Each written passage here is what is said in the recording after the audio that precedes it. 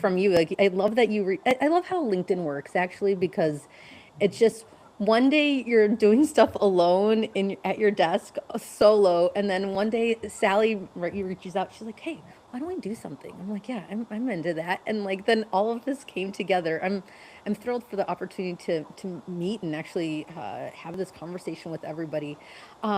While people are hopping on, I wanted to start this conversation off with a general thought. Like, I had sorry, I had the recording actually started, so it was like speaking to me on the other screen.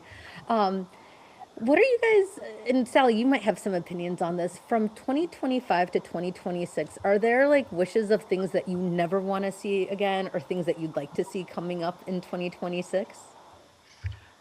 I mean, there are plenty of things / people I would never like to see again. But I think from a professional point of view, one of the things that I hope we don't see as much of is this avalanche of AI.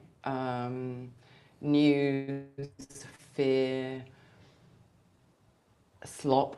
I There's a think, lot of kind that. of finding our feet with it a bit, balancing it back out with that human AI blend would be my hope for 2026. It was a lot for a lot of people. People handle change differently, and I think 2025 was saturation. Also, quality went downhill. So, yeah, hopefully quality will go up a bit, and less saturation, and more variety and diversity. Yeah, I like that. Diana, Lindsay, any thoughts? Yeah, I think on the same note, maybe even the format. Like if I think particularly on LinkedIn communication, sometimes even if the topic is interesting, but I recognize this typical AI format, I cannot read it. I just swipe past it. Like I cannot spend time on it. I miss a bit this editorial format. I even miss like longer paragraphs. Like for me, Mm, that's indication that hey, someone wrote this from their head with their own hands. It's I kind of miss that craftsmanship, especially in written communication. I feel that. And I think that goes to quality over quantity.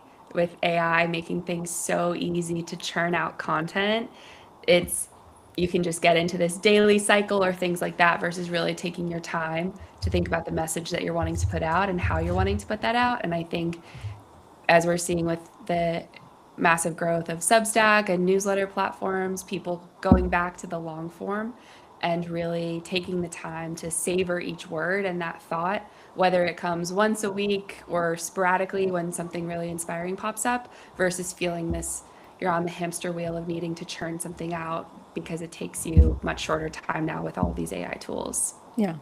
I'm on the fence. Like I love it and I hate it at the same time. And I hate it for exactly the same reasons that, that you guys have mentioned. And I love it also for the fact that it's for me, from a writing standpoint, I have plenty of ideas. It just sometimes takes me a moment to kind of really formulate those thoughts on paper, and so I feel like it's made me a little bit more efficient in terms of also having, and I guess efficient, and then also I feel like building a little bit of confidence in terms of actually having, say, like, an editor in my back pocket, but that doesn't take out the onus of actually making it sound like you. It's like, okay, they can make sure you don't sound like a complete idiot, but on the opposite end, you're going to sound like a complete idiot if you just completely take things out of the box. So I think, as with anything, it's like take the good, leave the bad, and then hopefully moving forward, we're just going to be making it better. I do want to confirm we are live. We have another people actually in the chat. Thank you everybody for joining. Thanks for being on time. That's always love. That's always awesome. We're gonna so today you're joining us for the Idea Citizen brand Power Up Challenge. I have three amazing speakers with us today. We're going to be going through like four key elements of just brand general, but I think we're going to be focusing a little bit more on like personal brand. But ultimately, this applies to every single brand element, touch point, and how you want a brand or yourself as a brand to show up. So those 4 things are going to be audit, identity, ideas, and positioning. Throughout the conversation, please chime in, give us any questions that you may have. I will be monitoring the conversation on a separate screen. Please let us know, I guess, why you're here, what you're here for, where you're coming from, literally anything and everything. We'd love to make this conversation as personalized as possible. So let me kick this off also with some introductions. First, I have Lindsay Linhart. She's a strategic advisor and executive partner to high-profile leaders. Probably a bunch of names that you actually already know, but we can't actually say here. So just know that she's one of the minds behind some of the most popular brands or people brands that you actually might be seeing on social media. So she takes their ambitious ideas, turns them into reality through sharp positioning, compelling storytelling, and hands-on execution. Sally Poinsett-Nash, I want to make sure I get everybody's last name correct. She's the CEO of 𝗯𝗲𝗀𝗀𝗀𝗀, one of UK's leading people brand strategists, helping Fortune 500 and professional services leaders turn expertise into clients and commercial ROI. A sought-after speaker, recently a Forbes Women's Summit in Riyadh. She's known for her Pay It Forward initiative, making strategic thinking accessible to underrepresented talent. I've had the pleasure of chatting with Sally and getting ideas from my brand and Idea Citizen, so I can vouch for just how much that's actually been incredibly helpful. And then Diana Dumitru helps founders and global leaders harness emotion to tell stories that stick. A founder of the Blue Archive, she's turned strategy into feeling, experiences into memory, drawing on 10 plus years in brand and luxury, including leading PR for Porsche across 27 markets, which is huge. And I'm Jackie DeManis. I am the founder and CEO, I guess, of Idea Citizen. We've recently relaunched as an idea mastermind, where I host events like this, speaking with really fucking cool people, like all these ladies here. And yes, I swear I will keep it to a minimum here. We're launching actually some speed networking sessions later on this month. And although, Sally, I don't think I've actually told you this, but I want to share with you, I'm actually going to be launching a set of conversation cards around ideas and innovation. And I feel like that's coming out of some of our conversations we've had in the past. So that's actually my first time sharing that more broadly and publicly. So let's hop into the first of the 4 pillars of modern branding and audit, which is probably one of the things that, I'm a huge advocate for doing, but I do agree that I think it's a really important part of thinking about the audit of where you currently stand. So I want to shoot this actually to Lindsay first. I'd love your thoughts on auditing your brand as like from some of the first steps and what people should be looking for when assessing their current presence. Absolutely. And we spend 100% of our time in our own brains. So what we think our positioning is, what we think our purpose and pillars and messaging are, might be very clear to us, but actually articulating that out loud and having that land clearly with other people is a different thing. So in this process, being honest and humble with how am I actually showing up right now? How is this landing with people? How is this being perceived is the first step, because you need to know where you are currently positioned and how you are showing up so that you can tweak and modify things to make sure that it is landing in the way that helps serve your goals the best and also resonates most deeply with the audience that you're trying to serve. So, for example, you might think you're really clear on the work that you're doing, how you're wanting to show up, the people that you're looking to serve. But if you actually survey some people or share it out loud and get honest feedback and not take that feedback as a personal critique, but actually as constructive work, it might be completely different. So starting with an audit is the best way to figure out, okay, here I am, and I can build and edit from there. But if these ideas and positioning is only living in your head, you need to get it out of your head first. Lindsay, I'd like to ask you just to kind of pressure test that a little bit. What does actually saying it out loud even look like in practice? it can take a lot of different forms. It can be actually recording yourself as a selfie video, talking about who you are and what you do. I use ChatGPT a lot as a thought partner in this of, here's my opportunity, here's how I'm positioning this thing, how would you rebut this, or what holes or questions or gaps would you have in that information? And really just having that conversation, taking it out of your head, whether it's literally taking it out of your head and saying it out loud, or it's just getting it out onto paper, onto your favorite AI best friend, and just having that dialogue. Yeah, absolutely. Sally, I feel like you have opinions on this because we kind of worked on this a little bit. I always have an opinion, Jackie. Don't be shy. Giving it to myself as the challenge. I think with the work that I'm doing with sort of senior leaders, you get these moments of, a lot of the time, we'll always kick off any work, brand strategy work, with a brand DNA process. So we've got this capture of a moment in time.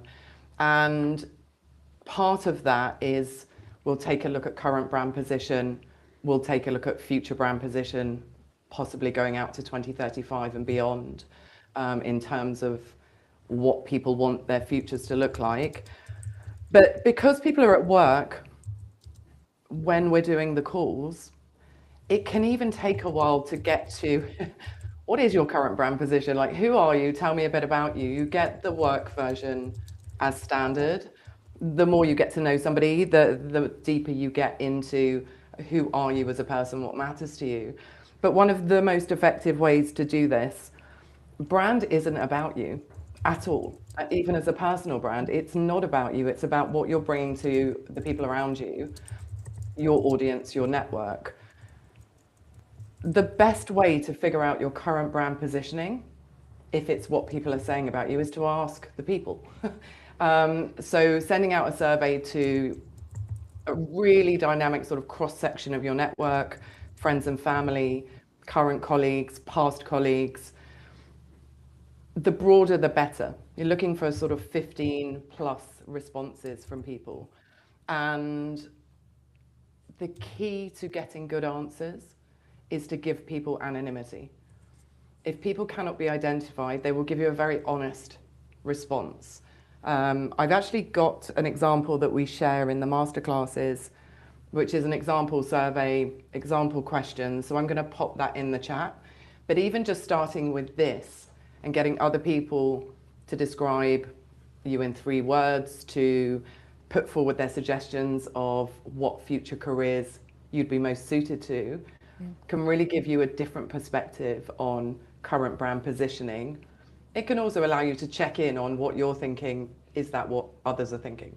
So I think it's also something, Diana, we all do audits. I think anyone in brand strategy will be doing an audit of some description with people that we work with. But I think Diana, I mean, I'd like to hear from Diana on this, because her take on everything is tapping into all the senses. So her audit looks very different to my survey.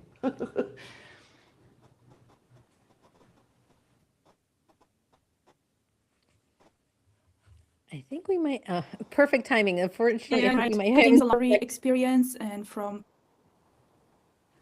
Oh, all right. So Sally's right. Thanks for passing it on. I look at things a lot from the luxury experience. This is my background, my expertise. And I also look at it from the experience design. And for me, experience is built a lot on emotion and on sensorialism. So I feel each brand, being a founder brand or personal brand or company brand, is a very unique identity. And it starts a lot through an excavation process, so being through a questionnaire, or how people are perceiving you. But what I really like to do is really go deep and ask a bit of unconventional questions. So building this next steps from the audit, how do you position yourself using all senses? So for example, I ask people what kind of music they listen to in certain situations, so what feels authentic to them. or what sounds they can use to describe themselves. I also work a lot with visual elements, so I ask people to envision a lot the environments where their persona lives in, their hobbies or where they travel. So this gives me a very good perspective on what is authentic in what is already existing.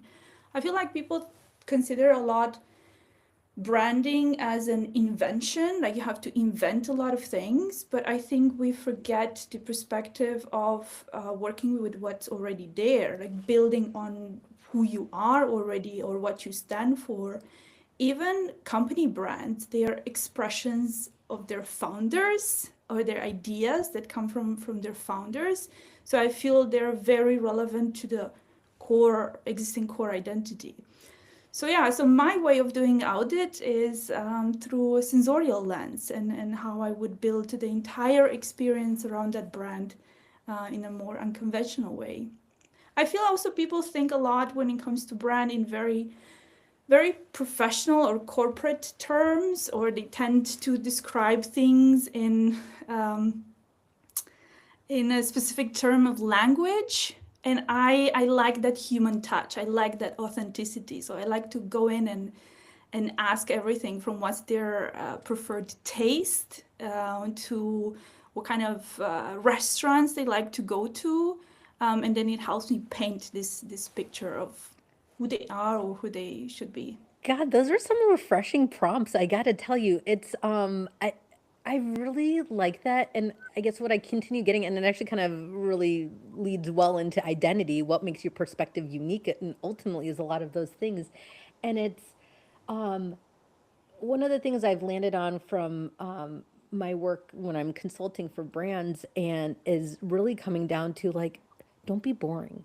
And like the things that make you interesting, in fact, are these things. It's like, please, I mean, because I sent out the invitation for this event actually to a few university contacts. So I think we have a few students or new grads actually on the call. I want to beg you, and I think a number of the people in this group will echo this sentiment, but it's like you don't have to be boring. You actually can, on some level, you want to do like, a certain version of yourself, but like you should be yourself. Bring yourself online. LinkedIn, other brands, like everything's changing, and so. Whereas before, I think we've seen, posts where like, I'm pleased to announce. Honestly, nobody pleased to, like, no, get to the point. Like, why are you awesome? Like, you're pleased to announce because this and this, like the hook, like the actual point that you're making is buried in there. Say that first, because the pleased to announce, like that's just filler and everything, but like lean into the special, the nuances, the preferences, I love it. Like the taste, the smell, the experiences, absolutely. Like what makes your unique perspective. So Diana, can I ask, like, how did you land on that? Because it is incredibly unique for this, I feel like, in this market to think about it that way. I'm very much inspired by luxury brands. I find them absolutely fascinating, and the complex psychology that is employed in order to create and to make these brands memorable. So for me, it starts from there. And for me, luxury is always a feeling. This is the pattern I see across all luxury brands. What they have in common, what they stand on, is a very unique feeling, a very strong feeling that they convey across all their touch points. So from the moment you enter a store to how someone answers an email that you send to that company, everything is experience. So it's a clearly designed feeling. So for me, this is the starting point. This is the ground point. What is the feeling your brand currently portrays? What do people feel when they get in touch with you, being in person or being online, or actually through what other people talk about you, versus what is the feeling you aim to portray? So that gap between what is the current feeling to where you want to go, that's the opportunity of development. And I feel like people don't think too much in terms of feeling, although it brings a lot of clarity, because that feeling could be, current brand audit, it can be confusion, or it can be uncertainty. It can be rather negative feeling towards it that maybe you're not aware of. So for me, working with the feeling, working with an emotion, it helps me break it down in the sensorial aspects. Because for me, the clear framework is that senses activate emotion, and emotion triggers memory. This is what makes a brand powerful, how people remember you. So What is that's that my quote? And I have no idea who said it, but it's like people remember how you make them feel. They won't necessarily remember what you said. And so I feel like it kind of echoes some of those points. correct. Sally, I have questions. So like, how are you, authenticity, and I think Diana's been kind of touching on that as well. Authenticity, like how do you like, what are your thoughts on like making something authentic and something that stands out? What does that look like? Because I think the safe place to go, and I think when we're all starting out, let's say like when we both, like all of us, when we probably first started our process of kind of being a little bit more public, you're like, okay, let me like, take cues from what other people are doing and let me replicate that. And that, I think that's okay to start. I just don't think that's what ends up working in the long run. The problem with authenticity these days is I can't mention it because it's getting a bit of a bad rap in terms of the word itself. And the same goes for feelings within the professional services space.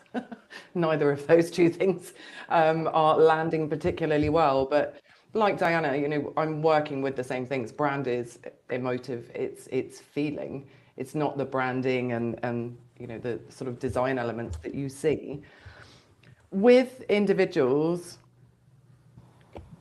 I can see, I can sense, I can feel what is authentic. There will be a change in tone. There will be a slight uplift in energy when people are talking about things.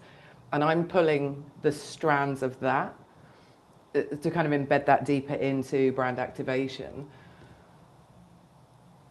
Brand itself is kind of, seeing as we're in idea system today, brand is this organizing idea that sits above everything else that you're doing. And even talking about what do you want to be known for, there will be multiple pillars. There will be things you're known for at work. There will be things you're known for as part of your character, your personality that aren't going to change. The work pillars will tend to change. But if you want to be a trusted expert in professional services, and that's what you go out there as, you are not going to stand out. Everyone is a trusted expert in management consulting, professional services. So it's looking at, here are these multiple strands of what I would like to be known for. And then what is this organizing idea that sits above it all? It needs to be as broad as possible so that you always remain consistent. You can chop and change underneath it. You do bring those elements of your character and personality to the forefront because they're likely to not change, like jobs and titles and focus areas. If I look at sort of myself as an example, I do a lot of things, but it's all people related. And the piece that sits above is humans at work. And it's going to stay humans at work. That's the overarching idea. Part of what I'm known for is I'm known for being an introvert. Ironic that I've gone and set up humans at work as my overarching idea. But being an introvert, people can relate to that because this isn't easy. It's not like we're all super comfortable putting ourselves out there. And I think even just showing people that as an introvert, 7 out of 10 is good enough for me. I'm not a perfectionist. I'm certainly not chasing perfection publicly. But if I can do it, other people can do it as well. So I think bringing those aspects through, you will get more engagement on the 5% that isn't work related than you will on the 95% that is.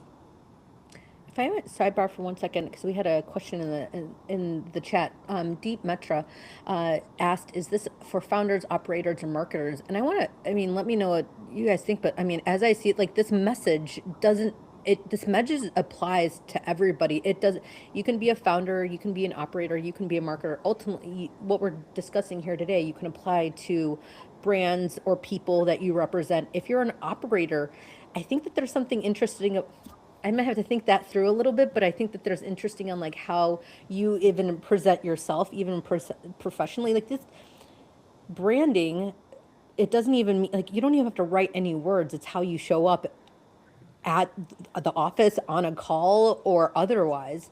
And for founders, I think there's a huge opportunity for was it founder-led marketing, and it's about speaking from you, not only as like the brand itself, because you are a part of the brand is part of you. There's a messy middle there from my perspective. And actually, I mean, Lindsay, I feel like because of the types of clients that you actually work with, I'd love to kind of get your take on building a brand for, because oftentimes you're working with athletes. I think like that's like your core client base. So how are you developing like these brands beyond maybe what people are initially known for, or are you doing that at all? Yeah, it's interesting because we develop these narratives either internally or externally prescribed through media or whoever else of stay in your lane, heard shut up and dribble, just like do what you do, right? Like you are one faceted. And I don't think that's true for anyone, whether you're the founder of a SaaS company, whether you're an athlete who wants to transition in retirement to do something completely different. The lessons that you have and who you are can be applied in so many different ways. So to Sally's umbrella that she's talking about of humans at work, if you've spent your entire career since childhood being coached and showing up in one way and doing one thing, there are still really incredible lessons there. And some of the initial pushback and challenges that we work through in my engagements is like, "Ugh, this is so cringe to now be showing up in this way. Who am I to be talking about boardrooms now? Who am I to be talking about cultures of excellence and leadership at work? Who am I to be wanting to write about this? I am known for this. I catch the ball. I run fast, like whatever it is." And that's just not the reality of 2026. Like we really do contain multitudes. And I think to Diana's point about brand being a full-on immersive experience of scent, sight, smell, touch, like all of those things, that's the same for people too, of like, who says you can't be all those things? And it's about how you message those. And they might not be equally weighted. You might bring a little bit of this part of yourself to show, but that's what makes us all really unique. And so we talk a lot about like pushing through the cringe mountain of putting this stuff out there because it doesn't necessarily feel comfortable to show yourself in this way, even if you're used to performing in front of hundreds of thousands of people and having your name in people's mouths and talked about. When you start to show up for some of the things that maybe you've held a little tighter to the chest or you've been pursuing privately, or you have a dream to pursue, that can be a bit uncomfortable to start putting out there. And whether you're at a desk in a traditional working environment or you're pursuing something more entrepreneurial, I help you keep the main thing, and we start to develop those other parts and put them out there. So I think to wrap that all up in a bow, it's starting to get comfortable with containing those multitudes and testing and dabbling in those little different pillars and seeing how they land. Certainly not all of them are workplace appropriate in that way, like keep some personal hobbies. But in my first life as an investment banker, the relationships that meant the most, either internal work relationships or client relationships, were deepened and forged through the airport test of you're delayed with this person, you have to small talk with them at dinner, you have to talk on the golf course. That's not your resume. Those things aren't contained in there. That's who you are as a person and individual. So all of this brand work and identity is helping to weave the story of how those can all be displayed in an appropriate way. I mean, to interject, like I think one of the things I decided very recently to own pertaining to Idea Citizen in my, it's like this idea component. And that's happened not from one event, but it's happened from, I had a conversation with Sally. I had a conversation with my friend Linda. I speak to my husband about, and just like all these and it's been like, and I don't know what kind of, how long these things happen with clients or even yourselves, but it's like, for me, my experience was, it took a year. It took a year of talking through like, what am I doing? Like I've had multiple different tests that I'll give myself credit. I'm perfectly fine with looking like an idiot. I'm totally fine with. So I'm like, I put things out. I was like, hey, learn AI with me. I'm like, maybe this is what I'm doing because I love it. But then I'm like, I'm like, okay, I can continue doing it, but it's a little bit of a lift. Like I'm doing it anyway, but then it's adding a little bit more work to my schedule to actually like share this publicly. So I did that, and then like different, like, let's call it motivational things, different. And I'm like, what am I doing? Like, what is the purpose? What is the overarching umbrella, Sally, to exactly what you said? Like, what am I doing? And what is authentic to me? Like, you guys, like this energy that you get here is who I am, no matter when you meet me. Like, so you take it or leave it. But my point in saying is like, I am passionate ultimately. Again, I figured it out around like ideas and the idea mastermind component.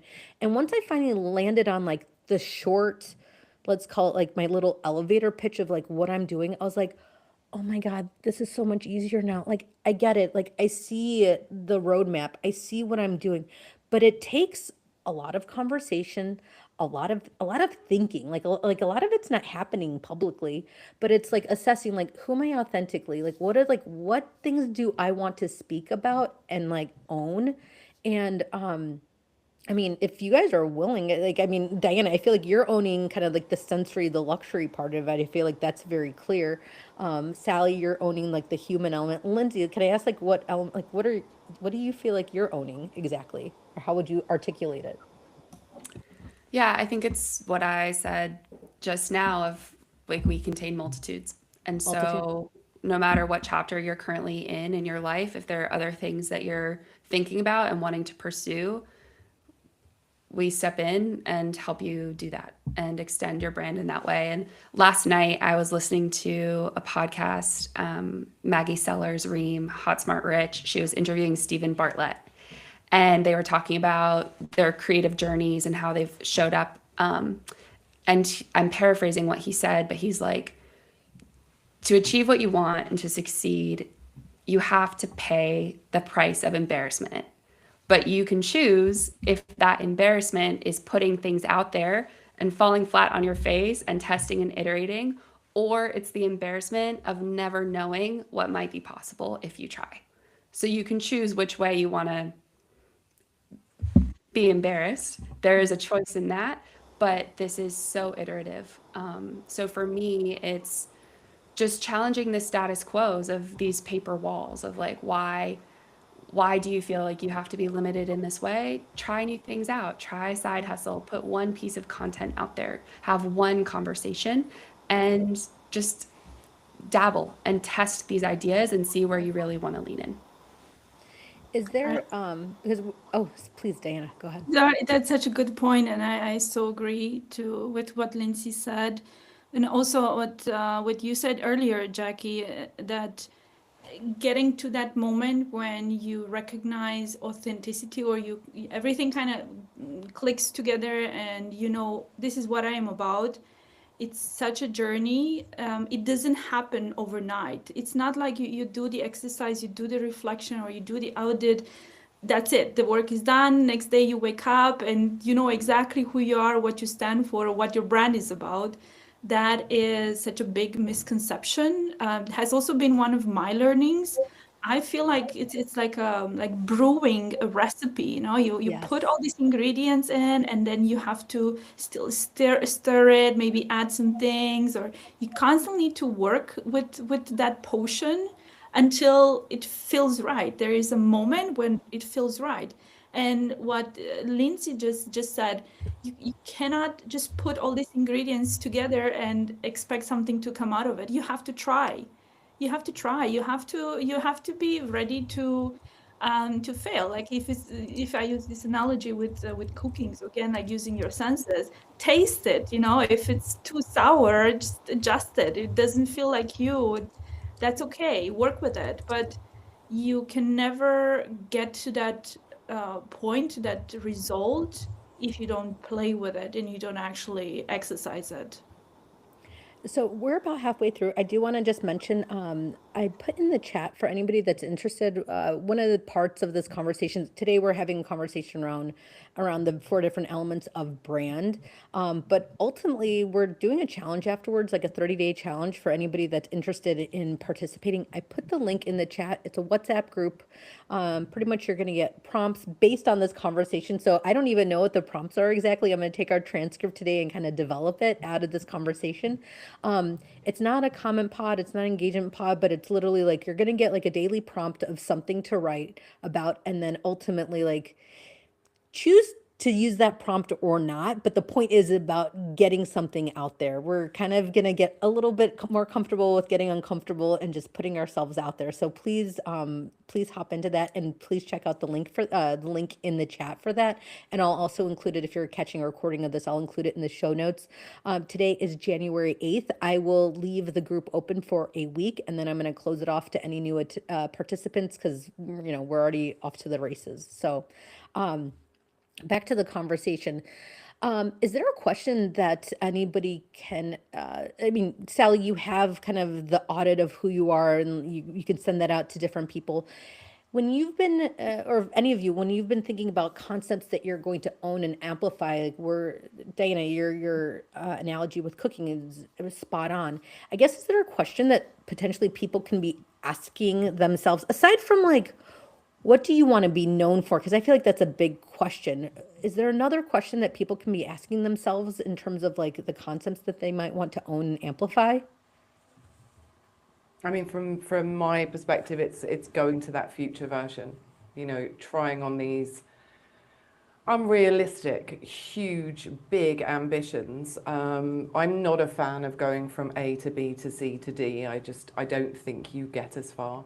I would rather go to Z or Z, depending on how you say it, and work my way backwards until I get a yes, because then I'm always going to land closer to where I actually want to be. So if you start to explore, like, what could 2035 look like for me? And it's finding these big versions. Doesn't need to be a to-do list. It doesn't need to be entirely realistic. It's to free up your thinking, because the perceived limitations that we have based on who we are today can prevent us from seeing what's actually possible. And, pretty much most things you could achieve if you put your mind to it. So I think if you figure out, this is a future version of me that feels energizing, slightly scary because it's big. If it's not big, you don't need a strategy, you just need a plan. If you're going to apply strategy, you need something that feels quite unachievable, and you're probably not going to get exactly there, but you'll get a lot closer than if you don't apply strategy and strategic thinking to it. But once you have that 2035 version, something that's incredibly important is use your AI tools to analyze what the predictions, the trends, the industries, what is the world going to look like in 2035? It's not like doing this 20 years ago, where the world's probably going to look kind of the same, maybe, get a phone upgrade, etc. There are huge changes underway. Like, there is massive shifts in how we're going to operate and engage as a workforce. So checking in with industry, area of expertise, what that's predicted to look like, and then reverse engineer back to today. Then you can just focus on the next 12 months. I'm totally there with you. Don't stay up there, it gets quite overwhelming. But then that everything you're doing in the next 12 months is shifting you positively towards something you genuinely want to achieve and do in your life.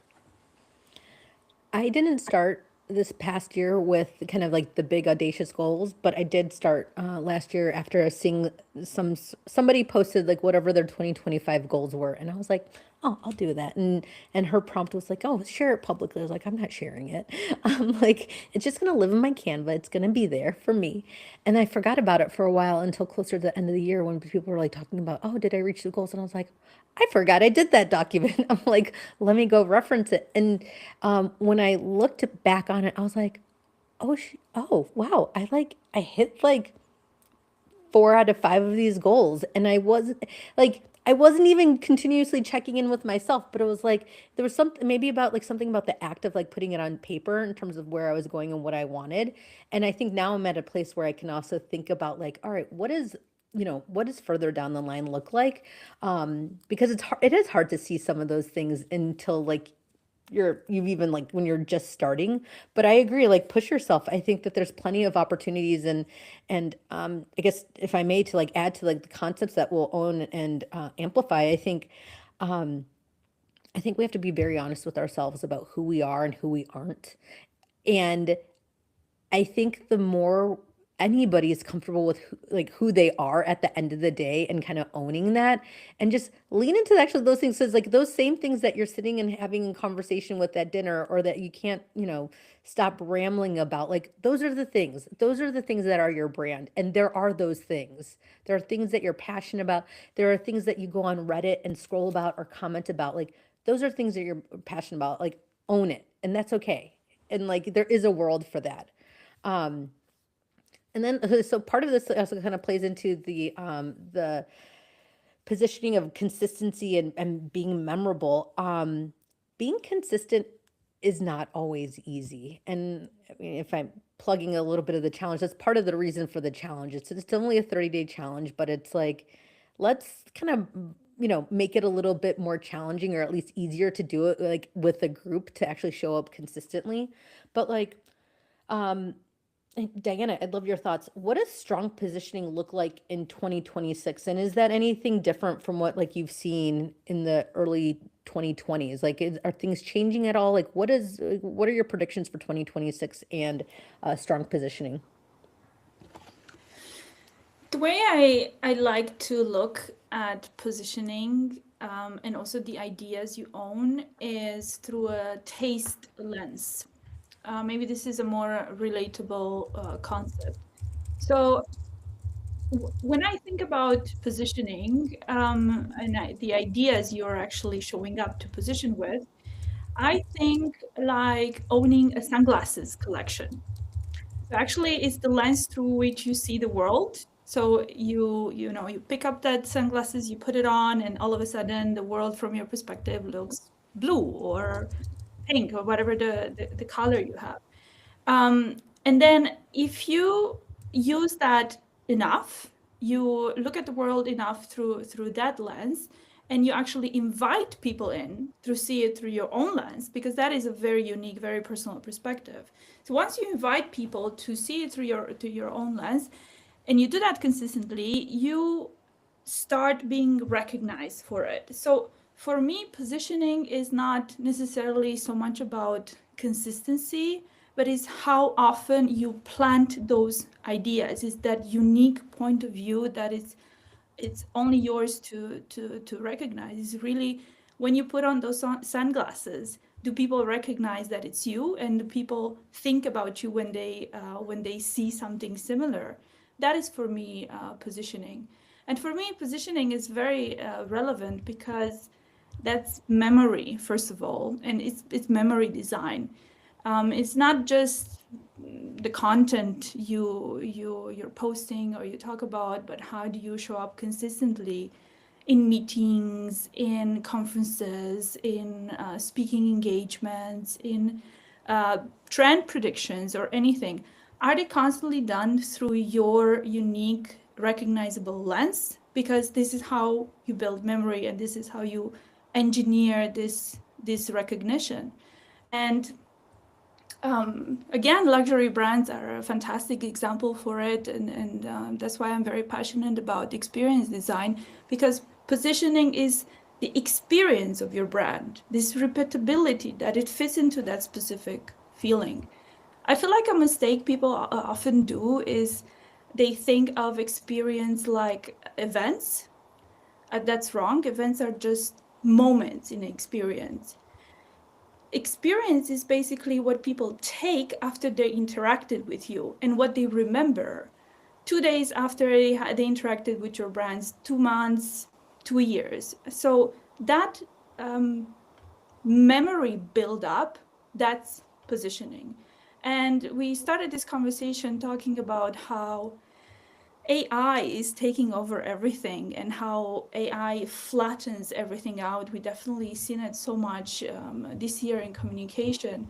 For 2026, I think what we will see more often is, I don't want to say more authenticity because it's really a stained word, but I think more storytelling and more flawed storytelling. And really talking about your own fuck ups, or you're talking about your own mistakes, or really sharing more of rawness rather than this perfectly curated environment. I think we're so tired of perfection and this sterile image.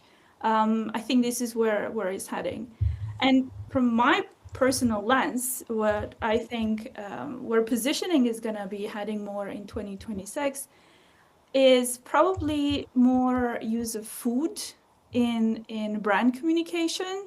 This is also what my company, the 𝗷𝗲𝗀𝗏 does, brand experiences through food. I see food is a new medium of communication, and brands, especially luxury brands, are using it more and more, but also cultural institutions. So this is definitely something that I see often through my own lens because I'm very deep into that niche, but I'm also happy to see how brands are using that medium to solidify their positioning. So I think 2026 is going to be more exciting for me from that perspective. I love it. I think that's just a really fun way to think about it. Sally, Lindsay, do you guys have any thoughts? Lindsay, you can go. I think that we are all the heads of our own media empires. We can very quickly make a website, tweet something, post something. So the barriers to self-expression are lower than ever before. With that comes increased responsibility of how you want to use those, because it's so quick to put things out there. So I think this year, it's when we talk about showing up consistently and memorably, it's not so much, I don't think of consistency in terms of schedule, in terms of like a posting cadence. I think of consistency in terms of identity. Of, is this, to Diana's point, oh, I know I'm walking into the Hermes store. This is my experience, whether I'm in Saint-Tropez or Tokyo, like this. I know where I am. I smell it. I feel it. Like that for you of consistency. Don't think of it, oh my gosh, it's Tuesday at 7 a.m. I need to post this thing. Like, oh, I'm so frazzled. It's 7:35. Should I post? Like frantic? No, I think of consistency in terms of who you are, staying in touch with those core pillars and choosing how you show up, because we are our own media empires now. We hold the microphone, we can choose what we want to put out. So really thinking about it in that way versus feeling pressure to adhere to some prescribed schedule and cadence. Yeah, I love that. I think for me, it's, you can look anywhere. There are stats, there are facts, there are figures. Leads are converting faster when they're coming from employee brands than they are from company brands. People are trusting companies where the CEOs are showing up on social media. From a positioning point of view, in 2026, I would love to see this shift from traditional thought leader to leaders who actually think, and people putting out their own thoughts on industry trends, industry shifts, rather than this, of course, you can still have the company reports and the intelligence coming out of the company level, but from a personal thinking point of view, let's start thinking more. We have the tools at our fingertips to speed that thinking up, but transferring ownership of the thinking to the tools is not what I would like to see in 2026. I'm there with you, Sally. And you know what? That highlights a point that I wanted to make here today is around idea promotion versus self-promotion. So I think we need to get it out of our heads that this is gross or that you're doing something wrong or self-promotional or whatnot. Like, sure, like, yeah, you're posting. Yes, it's from your account, or yes, you're sharing something. But the reality is, like, if you actually have something to say or a perspective about whatever it is, it can even be something as simple as a reaction to, say, a current event. For example, for my client, they are in smart building technology, and there was the Louvre break-in, which was a perfect opportunity for them to actually comment on something and have a perspective because it fully aligned with their industry.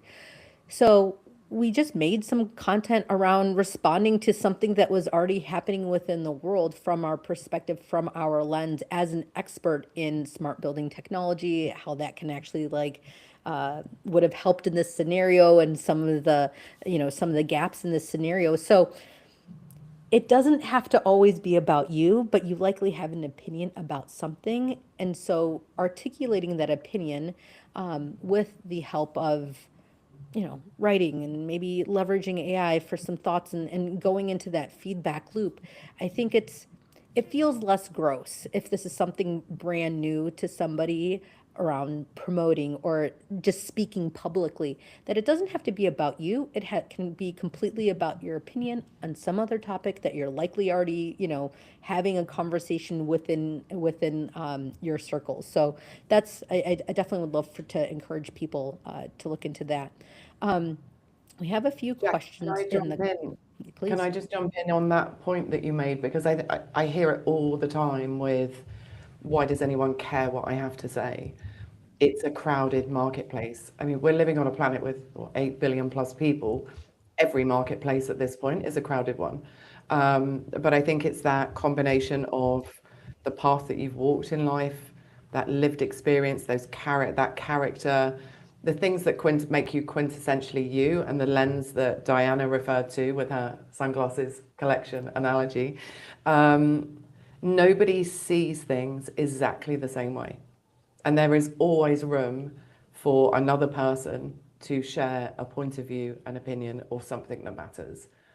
Don't think because other people are out there doing it en masse that there is no space for you. There is space for everyone. I agree. And if I can add on that, one of my favorite people of all time, and it's a fantastic example for this conversation, is Dieter Rams, the famous German designer. He worked for Braun for many, many years. And he had this unique lens. He was not the only designer of his times or of all times. There were plenty of designers before and after him. But the way he expressed himself and the ideas he put forward, less for better, and the design language he is known for, shaped an entire industry. Not only during his time, but also after his time. Like the Apple design is inspired by him. And he was very particular and also, I would argue, a bit revolutionary for his time. But he was adamant about it. That was his lens, less for better. And he shaped an entire industry with his own perspective. So I think the world would be slightly different now if someone like Dieter Rams wouldn't have showed up consistently and stated his opinion about how he sees things. So I think we can all learn a bit from that. Just speak up. Your point of view is really unique through all the experience that have shaped you. I have a great question from the chat that I think that it's actually a great way to kind of wrap up at least a little bit of this conversation. And anybody hold off, please stick around and I'll give some more information about the challenge at the very end. But here's one great question. So let's round robin this. The question is from Savio. What are each of your audacious brand goals for 2026? So thank you for, thank you for like keeping us all accountable. So, Lindsay, let's start with you. I'll keep a lot of those close to the vest, but I will say the thing that I'm thinking about is ways that I show up and the purpose behind all of it. The work that I do, I'm very behind the scenes under NDAs, very private. It's not about me. It's about the clients that I'm working with and the founders and CEOs and things like that. And so this has really been the first year that I have been out there for me, implementing the things that I do for work, like the things that I advise clients on, actually dabbling and dipping my toe in for myself. And so all the things that we're talking about here about cringe and nerves and all of that, I feel that firsthand, even though that's what I'm paid to advise on every day. So for me, this year is about figuring out the different ways that I want to show up. The work I do is very niche, but I'm figuring out, are there little touch points that I can interact with more people on, if those are digital products or newsletters or one-off things like that, where I can interact and engage with more people and dabble in some different pillars of myself. I have an idea for a wine-related business that I've been working in the back burner. So just really leaning into the things that I actually do for others, doing a bit of more of that for myself. Love it. Diana? I agree 100%. This is such a core insight. I've been talking about it recently as well. Doing, for example, PR, this is my core skill, right? My work experience is based on it. Doing PR for a global brand is so different than doing PR for your own self. Like applying those skills to your own self, it is so hard and so challenging. So that would be one of my goals for this year, like actually applying those skills to my own self. And if I would be more specific, one of them would really be about showing up consistently. And for me, that is being more mindful about how often I share things, because I also tend to be very private. I share a lot with my close group of friends or with my private WhatsApp groups, and we have a lot of commentary there. But I would say 90% of the times I forget to talk about it publicly or to nurture that for my own brand. And I would like to be more mindful about it. So the way I nurture my brand publicly through things that I'm already doing. I love it. Yeah. Sally? Well, as I'm sure you can probably guess, my audacious brand goal lives in 2035. And I am focused on the next 12 months, which for me is a bit like Diana and Lindsay. I found it very difficult to show up. It's very easy to hide behind, I do this for other people. I put a word in the Urban Dictionary years ago, which was self-lexia. It's like when you turn it, whatever it is you do for work, you turn it onto yourself. It just becomes this big jumbled mess. And it's not as easy to do what you do for work for yourself. So for me, this is another year of experimentation. I've been posting daily on LinkedIn. That wasn't For a camera while glitch. now. That was my face since April. Yeah, it's been quite a horrendous actually experience, but it's been I've connected with so many people. Like I've had random Zoom coffees with people that just made me stop in my tracks. It's like, you do what for work? I mean, I need to have a coffee with you. So it's more of that this year. It's a lot more experimentation. Collaboration is my favorite way to work anyway. And I think these mutually beneficial collaborations all contribute to my big audacious 2035, which if I'm still on LinkedIn, you can follow me then. I'm gonna have to, I'm gonna have to put some pen to paper around my 2020-30 in my 2035 goal, but I will say I can definitely speak to my 2026 goal. And my 2026 goal, kind of calling back to what I mentioned at the top of this conversation, is around idea citizen, kind of idea mastermind conversation cards around facilitation of ideas and pushing like the idea kind of thought process and everything. My angle with it is that I plan on making them so that they are co-authored.